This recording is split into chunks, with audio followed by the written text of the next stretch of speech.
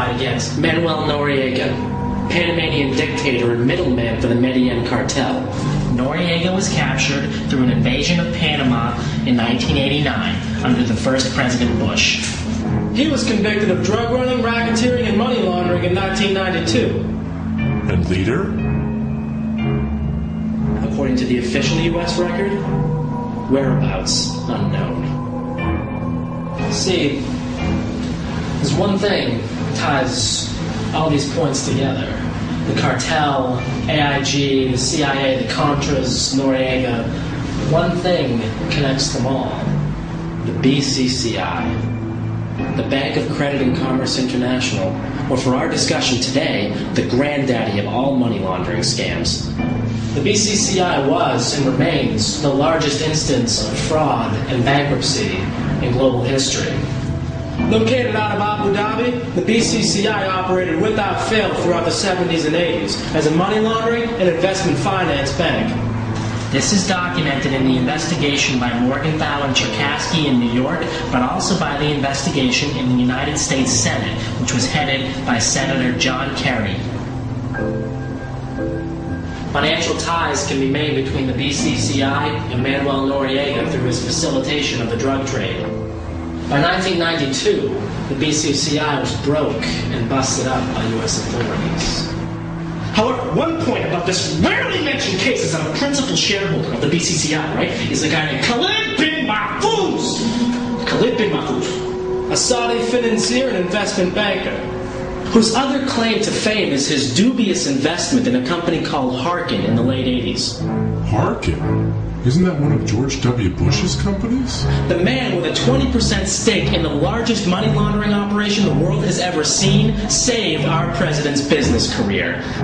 Khalid bin Mahfouz has also been implicated as one of many very prominent Saudis who has funneled money to Osama bin Laden. That would make President Bush someone who has done business with a known terrorist! Bin Mahfouz. Regardless, the drug trade is going to escalate in the 1980s. And why wouldn't it? Reagan is your president, and Bush is your VP. Okay, the greatest drug smuggler in the history of drug smuggling was a guy named Barry Seal.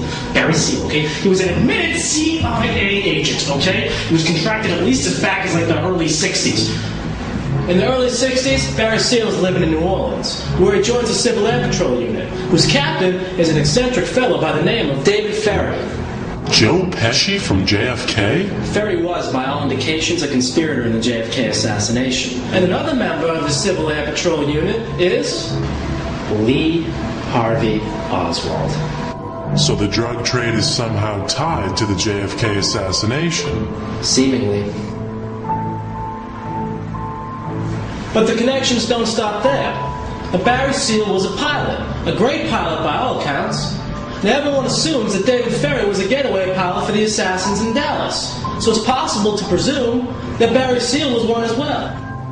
In late 1963, Seal is seen in a picture with Frank Sturgis and Felix Rodriguez. Sturgis was indicted and convicted as one of the 5 Watergate burglars. He testified in court that his handler on that assignment was E. Howard Hunt. Hunt, you remember, worked in the Nixon White House. Now, the Rockefeller Commission, investigating illegal acts by the CIA in the 70s, regarded both Hunt and Frank Sturgis as possible conspirators in the JFK assassination. What is Barry Seal doing in a photograph of the possible JFK assassin? But it's the other man in the Seal photograph who has a more ominous distinction. Felix Rodriguez was a Cuban refugee. In the late 50s, he began working with the CIA to recruit more refugees for an invasion of Cuba. This was done under the direction of the CIA agent Ted Shackley. Incidentally, Ted Shackley also worked the Far East drug trade with Richard Secord in the early 50s. Felix Rodriguez also figures into the assassination of Bolivian President Che Guevara in 1967. So where is Barry Seal in all of this? He's in New Orleans until at least 1968, when he takes over for the late David Ferry as captain of the Civil Air Patrol. Now, in the early 70s, Barry Seal was running cocaine through New Orleans. He's running it on planes later identified to be former Air America planes. The planes used by the CIA in the 50s and 60s to ship heroin from the Far East.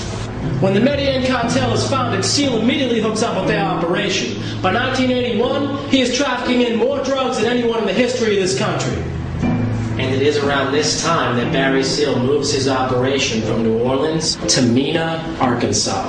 And where is that? About 180 miles from Little Rock. A small little out-of-the-way mountain town. A small little out-of-the-way mountain town that just so happens to have a major U.S. airport. The Mena Intermountain Municipal Airport. From at least 1981 to 1986, this airport is ground zero for all illegal narcotics activity in the United States. You see, Barry Seal, he began flying his drugs into this airport, most likely with the knowledge of then-President Reagan and the next two presidents, Bush and Clinton. How does he get away with it? He only gets away with it for a little while. It is suspected that SEAL traffics in nearly $5 billion worth of cocaine in this 5-year period. The U.S. Attorney in Arkansas at this time, Asa Hutchinson, never opens an investigation, even though FBI informants, Mena employees, and the Arkansas State Police have all told him that this illegal drug trafficking has been occurring. Ironically, Hutchinson went on to head the DEA and is now the Undersecretary for Border Transportation and Security in the Department of Homeland Security. So SEAL is virtually untouchable for this period. Even though the FBI and the DEA have all opened up investigations into his operation, he remains a contract agent with the CIA. But with overwhelming evidence of drug trafficking mounting against him, he finally turned states in 1985. He testifies in several trials against Medellin traffickers. And this compromises the entire CIA operation. I mean, Barry Seal isn't only running drugs for the cartel, he's also involved in the drugs for arms trade in Nicaragua. The DEA even places him in a sting to photograph Contras loading cocaine onto an airplane in Nicaragua. And this pisses the CIA off, but good. Seal's next mission is to trick Pablo Escobar and the Ochoa brothers into coming to a neutral third-party country where they will be extradited. I mean, he's about to take down the entire Medellin cartel. But then news of Seal's cooperation with the DEA became leaked to the national media. He has to be called back in midair from his task to meet with the Ochoa brothers and Pablo Escobar. And who is responsible for this press leak? Admittedly, it is none other than Oliver North, the primary figurehead in the Iran-Contra scandal. Barry Seal is later gunned down in Baton Rouge, assassinated by the Medellin cartel. It is rumored that on his dead body is the personal private phone number of George H.W. Bush. The Mena operation, it's already in jeopardy, but it becomes a major problem when one of Seal's former planes is shot down by Sandinistas later on in 1986. The only survivor of the crash is a man named Eugene Hassenfuss, and he claims he is running cocaine for the CIA. The plane can be tracked back to Mena, so for the time being, the Mena operation is close to being exposed. No president has ever spoken directly about the events in Mena, Arkansas. However, Governor Clinton, just when he was rising from obscurity to become president, made his only public comments about the massive drug operation being conducted right in his own backyard. In 1991, Clinton referred to the Arkansas State Police investigation of Mena and the drug trafficking thereof as having linkages to the federal government and includes all kinds of questions whether he, being Seal, had any links to the CIA and if that backed into the Iran-Contra deal. The war on drugs, it's just a war against the inner cities. The wealthy line their pockets with all the illegal drug money, drugs that they bring into the country themselves, and they peddle it off to the poor people in the ghettos. In the 1980s, the number of Americans in prisons doubled from 500,000 to 1 million. Most of these convicts are drug offenders. And from 85 to 88 alone, prosecutions for white drug offenders dropped 15%, while it rose 88% for blacks. Even though it is estimated at this time that 80% of all drug users are white.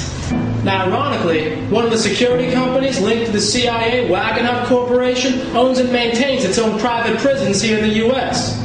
It is another form of government-sponsored terrorism. Poverty, violence, death, these all stem from drug abuse. Think about prohibition. The government lifted the ban on alcohol because the social ills of alcohol abuse weren't